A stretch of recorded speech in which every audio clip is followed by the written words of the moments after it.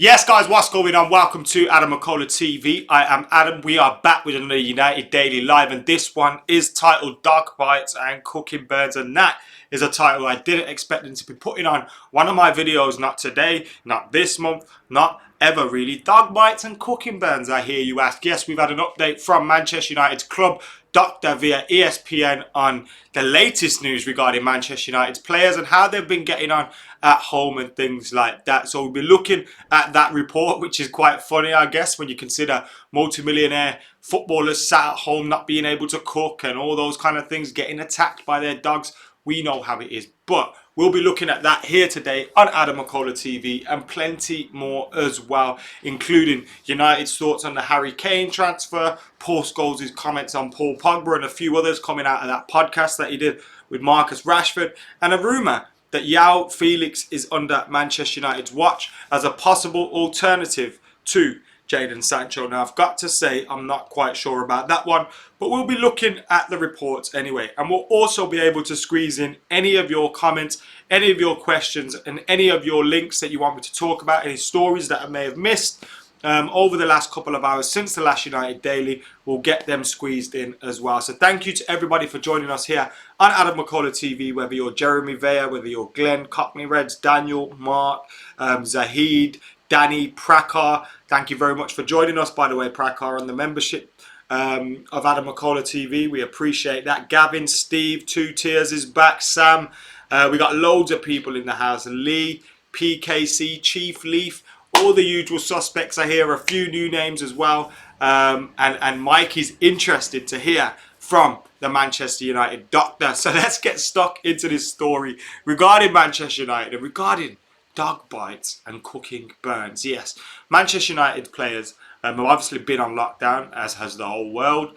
They've been getting involved in Zoom calls and things like that with Manchester United's coaches, fitness coaches. They've been keeping up to date and having that interaction on a daily basis with their teammates and with their coaching staff and their manager and things like that. So that has been going on with the players whilst they've been at home. They've not just completely locked themselves away from the human world, and they're not even speaking with anybody from the club. They are keeping that regular contact and the regular face-to-face time, even if it is virtually. But United doctor Steve McNally has been speaking with ESPN and Rob Dawson from ESPN. Sorry, actually, it's from the club's official app, but ESPN and Rob have just done a story on it. And he says, fortunately, most of the boys have been well. There's been no real issues at all. We're not getting injuries, fortunately, although there's been a few unusual complaints because of things like trying their hand at cooking or being bitten by the dog, that type of thing. The nutritionist got the boys on an Instagram page looking at cooking lessons, so a lot of them have started to develop a new skill and get injured in the process, one or two. Despite being away from their Carrington training base, social staff have been monitoring everything from the players' fitness and their weight and nutrition. We managed to source a number of high quality suppliers that were prepared to do safe home deliveries for them. We rolled that out to the players and they can basically choose a bespoke Man United hamper or food type package. So hopefully they're not going without the required quality of food, and we hope the quantity is right. I wonder if they have to pay for those hampers or United are just providing them with the healthy food on a regular basis, because you'd think, multimillionaires, they'd have a well stocked up fridge anyway. The club are filling it for them as well. Not bad at all. Fancy sending some of them hampers my way. The nutritionists are obviously doing a weekly weigh-in as well. So they've got a scheduled weigh-in every Friday morning with set parameters on their body fat levels. But we'll see what they're like when we get back. So they're monitoring their weight and things like that. Because obviously when you're sat at home doing nothing, boredom can lead to eating for a lot of people. Me, you sat at home, and even professional athletes. So they've got to monitor their weight because they never know when they're going to be called back into action. We don't want them to feel that they should be having mental health issues, but we're very vigilant as staff generally.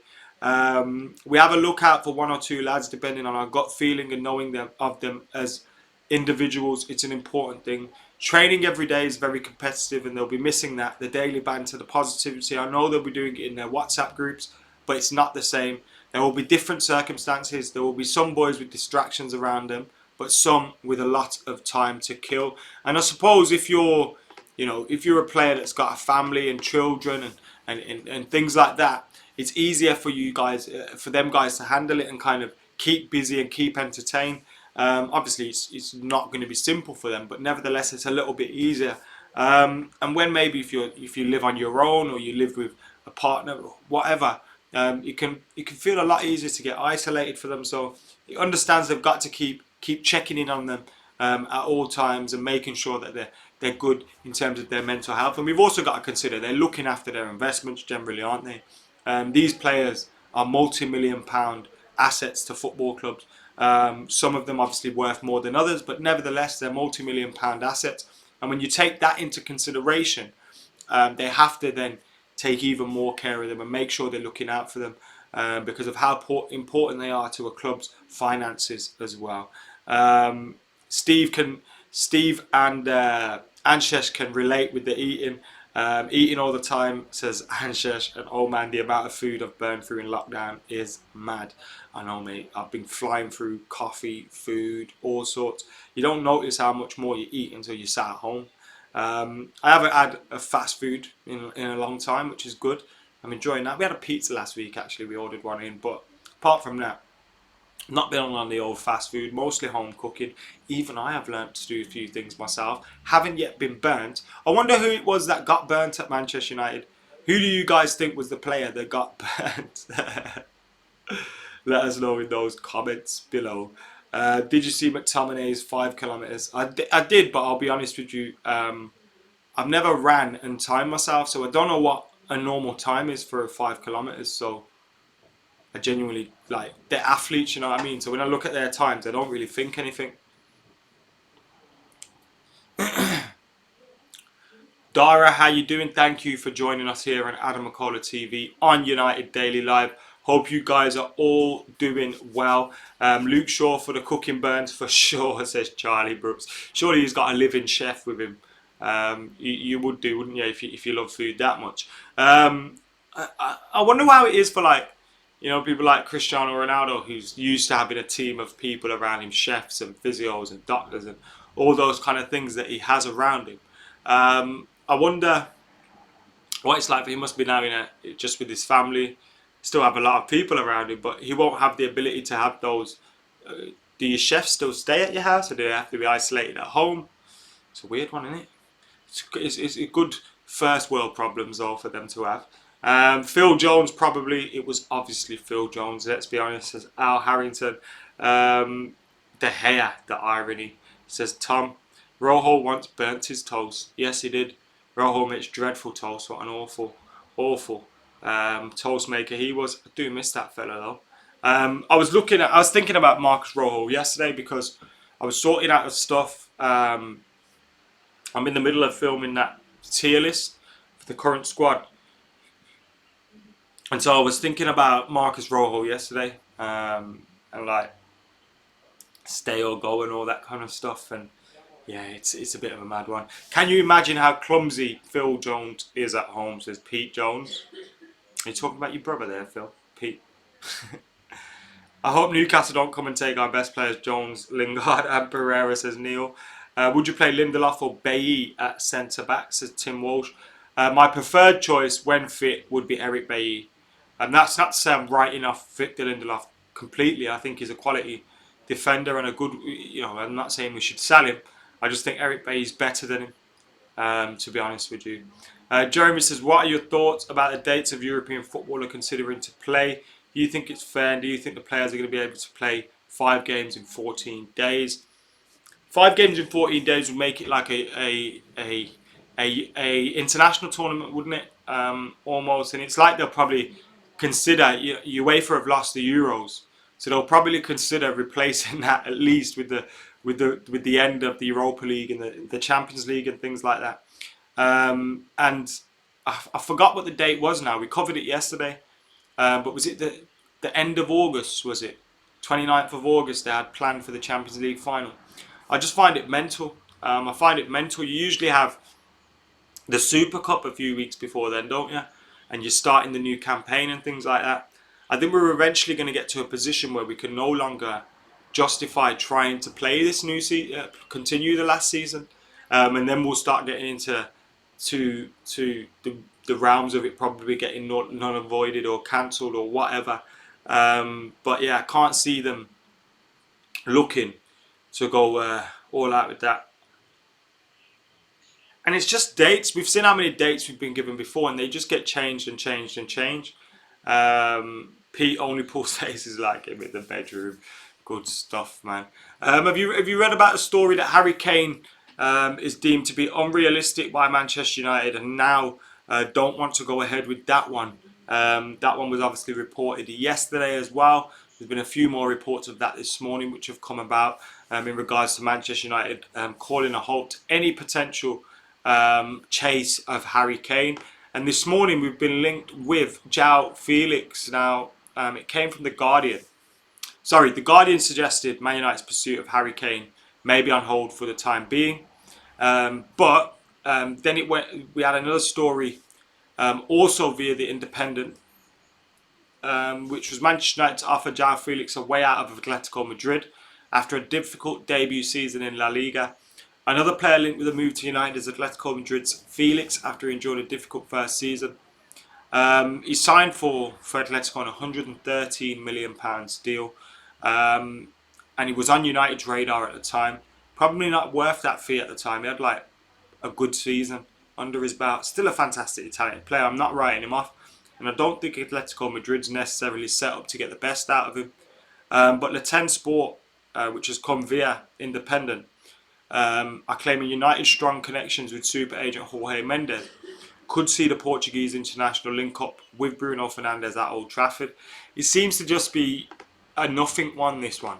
It definitely is just rumours and reports. There doesn't seem to be anything concrete in that, anything certain in that, in terms of United are going to be going after him. It's definitely not reliable, and it's simply on the case of United have had links with Jorge Mendes in the past, and now because we've got Bruno Fernandes, we're going to bring another Portuguese fella in. I don't think anything of these João Felix rumours. I would write them off completely if I was a Man United fan. How much would it take to get him away from Atletico Madrid anyway? Yes, they're probably not going to get their money that they paid for him, 140 million or whatever it was. But nevertheless, they're still going to look to get a lot of money out of it. So you have to consider that as well. So yeah, I just don't see this one happening at all. With Manchester United signing João Felix or even bidding for him, I just can't see it happening. So that's my thoughts on that one.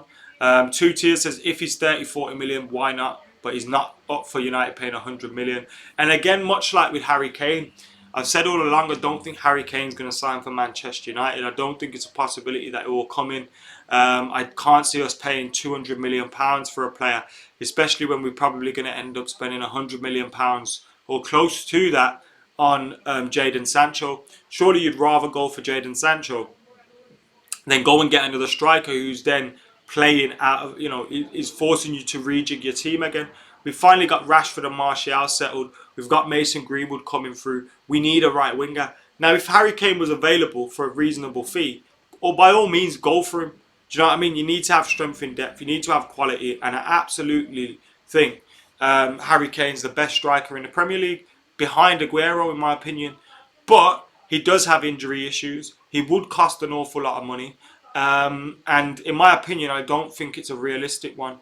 United are probably going to be looking to spend around 150 million pounds in this transfer window. Anyone that thinks we're going to be spending 300, 400 million, 200 million, 50 million pounds, it's just not realistic. It's not realistic. You got to take into consideration that, yes, there's only a number of clubs that are going to be able to do serious business in the next transfer window. We've heard that already, and United are one of them. But regardless of that, United still will be wary of alienating people and almost, imagine spending £200 million on a player at a time. I don't think we can afford it, but at a time like this, I just can't see that happening. I could see us spending the money on Jadon Sancho. I think that's a realistic proposition. But I think beyond that, we wouldn't make any serious big deals after that. It's why I've written off Kalidou Koulibaly. I don't think that one's going to happen. It's why I'm writing off Harry Kane. I do not think that one's going to happen. I think we'll get Jadon Sancho, maybe sign Viva Igalo, and maybe sign another player, depending how much money we bring in via sales. But again, Are Roma, are Inter, are Juve, are all these teams that were interested in Italy and Chris Smalling going to be able to afford him in the summer? Who knows where that one's going to go? No one knows anymore. Neil says Levy will nail our hat on. Abhishek's loving the thumbnail. Had to get. I'll be honest with you. I typed in Manchester United players with dogs, and Phil Jones came up, and it was really poor quality. And then I found the video, which was on a Phil Jones official YouTube page, which was a Lunar New Year message from Phil Jones, and that's where I got that image from. So that video of that image is on YouTube somewhere, which is pretty funny.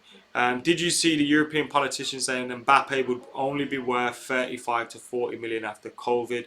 Says Anthony Jarvis. I didn't see that, and I can't see that being the possibility. But I just can't see it happening. Yeah, and that's not going to happen. I can see there being a real drop off in transfer fees though. That I can see happening. Neil, I don't, and Glenn, it's just on Teespring. I made this design for myself for this t-shirt, and someone told me to put it on Teespring or put it on YouTube, so I did. It's on Teespring. Now I can add a navy one to it if you want me to. I can add a navy one to it when I get off here. At the moment it's just in black and white. I've only had the black and white. Now on the white it looks a little bit more faded. The print does. It doesn't look as bright red as it does on the black one, which it's in the wash. The black one's in the wash. So yeah, but if you want me to add a navy one on, let me know. I'll do it. It don't cost me anything to add them on. I haven't been buying them to send them out. I didn't ever want to really release them. But if you want me to add a navy one there, I'll do it. And if you want any more information on delivery, sizes, all those things, go to the website. It's on Teespring. They're a pretty well-known t-shirt maker, and they're just selling the design that I made. So go and check that out if you want. Of course, you don't have to. A few of you wanted it. Do you think that the new United home shirt looks like that? I don't, Mark. I don't see that. It's just one has a design, the other has a design. I don't see that at all, no. I don't see the similarities. Yeah, the black's my favourite, Glenn. I like the black. A green and gold version. What would be green and gold? The design here. It's a shout, actually. I'll have a look. I could do an away edition. To do it in the away colours. Yeah, you could do that. Black with a red chevron. Black with the red chevron like that, maybe. Mark Williams loves the new third kit. Is the third kit the green one or the zebra one? I like the green one, and I like the red one. I like the red one. Bram, you've not arrived at a fashion show. I mean, look at his face. Does this look like a face for a fashion show? We've got my face here, and we've got Phil Jones' face is there. And you think this is... Phil Jones' face is there. My face... It's definitely not a fashion show, brother. But how are you doing anyway? This is what it's showing you. I mean, when the title of this video was Dog Bites and Cooking Burns, and it's an update from Manchester United's club doctor and the injuries players have suffered at home since we've gone into this lockdown. Scholes has been talking about Paul Pogba as well. Let me look at Scholes. We've been talking about Paul Pogba. This is what he said about Paul Pogba. He compared him to Steven Gerrard, actually. He said, I played a bit with Paul and everyone knows the talent that he's got. He's been brilliant for Juventus, brilliant for France, and really good at times here as well. He can do everything as a midfield player, and you'd probably liken him to Steven Gerrard with the pace, the power, the skill. He can do absolutely everything. That's what Scholesy said about Paul Pogba. And it's also 21 years to the day, I think. Yeah, 21 years to the day since the 21st of April 1999 when Manchester United beat Juventus 3-2 in the Stadio dell'Alpi in Turin. Roy Keane with a true captain's performance. United went behind after two early Pippo Inzaghi goals after was it a 1-1 draw at Old Trafford with a late Giggs goal in the first leg. They went 3-1 ahead on aggregate. United were all but out. Step up Roy Keane. captain, leader, and a true fucking legend. Dragged United through the semi-final despite getting a booking, which would rule him out of the final. Other goals coming from York and Cole as United went full speed ahead Barcelona. Full speed ahead Barcelona. Yes, Adam we need to get it sorted. I'll have a look at the green and gold and see if I can get my creative juices flowing like they were the night that I made this. Must have been on some drugs that night. Good ones though. Epic game, says Neil. Watched that match last night. It's a classic, says the Blur. 21 years since. I remember watching that game at home. I'd missed we didn't get tickets to the first leg in that one, the 1-1 draw. I'd gone to the 3-3 draw against Barcelona in the group stages and a few of the others along the way, like the Inter Milan one. Didn't get tickets for that game, the 1-1 draw. But then we obviously had the away leg in the semi-final. And what a performance from Roy Keane. I remember the feeling of exasperation when Inzaghi scored both and just being like flat, like it had just gone. Like we had done all those comebacks and we had done so many different comebacks, but I remember just watching it. I was 10 years old and thinking, no chance in hell have we got a coming back, because we got no chance. No chance. This was a Juventus side that had the likes of Didier Deschamps, Zinedine Zidane, Edgar Davids, Pippo Inzaghi, Antonio Conte, Passato, Delivio, Birindelli. Who was in goal again? Peruzzi, I think, was in goal. An incredible Juventus side that we beat. And that's why people that talk about Roy Keane, they don't quite respect his greatness. They don't quite respect how good he is. They don't quite respect how good of a footballer he was, because they think he just broke legs. He just flew into challenges. He was just an angry man. He was far from that, and that's why it was great to hear Darren Fletcher coming out with positive things about him. We covered it on the Premier League Gazette, and for me, Roy Keane was so important to United, so important. Probably more important than any other class of '92 because of the way he gripped them all together. He was the glue to that team. He held it all together, and when things were going wrong on the pitch, he was maintaining the demands. It would have been easy for a lot of players to drop their heads, but we had players like Roy Keane keeping everyone in line and keeping everyone in check. And for him to not drop his head, for him to show that selflessness for Manchester United in that semi-final. Because I don't care who you are, you get booked and you're missing the final. There's a part of you that would be like, fuck, like it would just be like, I feel sick. What's the point even getting to this final? I can't play in it. Like you'd lose a little bit of your fight, you know what I mean? But his fight grew. His fight grew. He grew in stature. He used that anger to drive him on and be like, right, I might not be able to play in the final, but I'm going to write my name in history books. I'm going to get this team to the final. And that's what will be remembered. And ultimately it is. That's what is remembered. Roy Keane getting us to the final. And you almost forget that he didn't play in the final because of how good he was in that semi-final. How good he was. And his importance to us winning that Champions League and to winning that treble and to winning those trophies. You know, we went 3 in a row twice. He was just phenomenal player. I love Roy Keane. I absolutely do. Love him. He was our Fergie on the pitch, says Cockney Reds. You know what? That's like a quote you've taken. I used to say that, like, he was a representation of the manager on the pitch. Like, every manager needs that. A player that would be their voice on the pitch. Like, you'd think Jose probably had it in Zlatan when he was here, and when on a smaller level. And when Zlatan left, he kind of lost a lot of the dressing room. Like Mourinho down the years had it with John Terry, things like that. You just Fergie and Roy Keane. Roy Keane was Fergie's voice on the pitch. An absolute monster, like Neil says. And for me, the best midfielder I've seen in a United shirt. Obviously, Brian Robson, I've seen him, but he played before my time. I didn't see the best of him.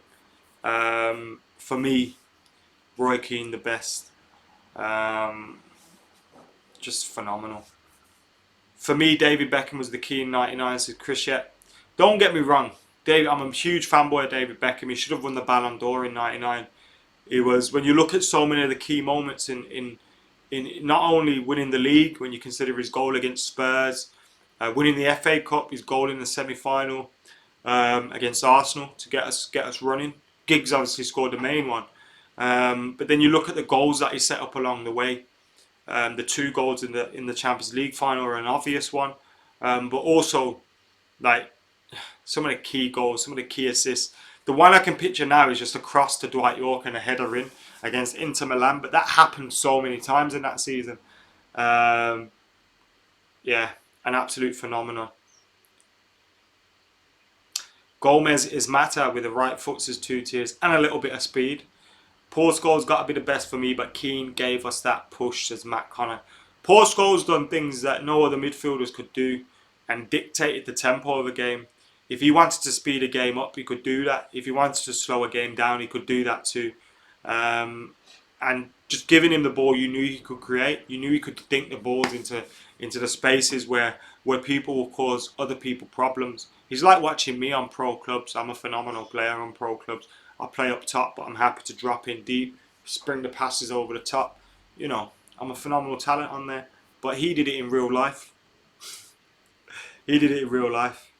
Paul Scholes got to be the best for me, but Keane gave us that push. I read that one out. Do you think Cole and York are criminally underrated, says Daniel Hazel? Yes, I do. Especially Andy Cole. He should have had more England appearances. I remember when I met him for the first time and I was like, I can't believe he didn't play for England more. But because when you look at what he did for United, he achieved it. Like, we're even talking about this Juventus game, which is 21 years since today. He scored in that game. He scored along the way against Barcelona, against fucking Juventus, you know, some huge teams. He scored a goal that won us the league title, that against Spurs, bringing the ball down and knocking it over Ian Walker. So people forget about Andy Cole, and there was seemed to be this myth that he needs 5 chances to score a goal. Bollocks. Bollocks. He was a phenomenal talent, phenomenal player, and yeah, an absolute, you know, he had that time when we should have won the league at West Ham and he didn't score. Yeah, had so many chances. But yeah, great player. He should have had more England caps. Yeah, it's a quiet one on the live today. I think it's because we went live late last night as well, so the turnover and the notifications have been getting buggered on here as well, which is really pissing me off. Some people saying they're not getting notifications and things like that. Eddie says, guys, are these kits confirmed or rumours? What's your opinion on the home kit? So yesterday I did a video on the kits. Yesterday I did a video on, I like the home kit. I think that one's confirmed. I think the green one may be confirmed. I'm not sure about the zebra looking one. But it looks like that first one is confirmed.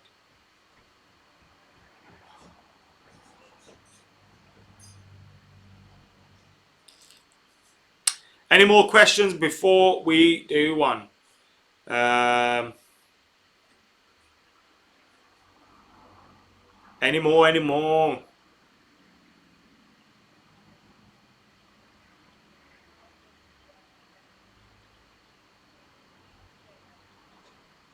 Jeremy Vea won tickets for the Champions League final on a radio competition from Malta. Can you imagine watching the Scousers versus Barca second leg? Oh, mate, I would have not wanted to be there either. Oh, it's still live at the moment. Yeah, that probably explains it. Probably went live just before I did. The little bastard.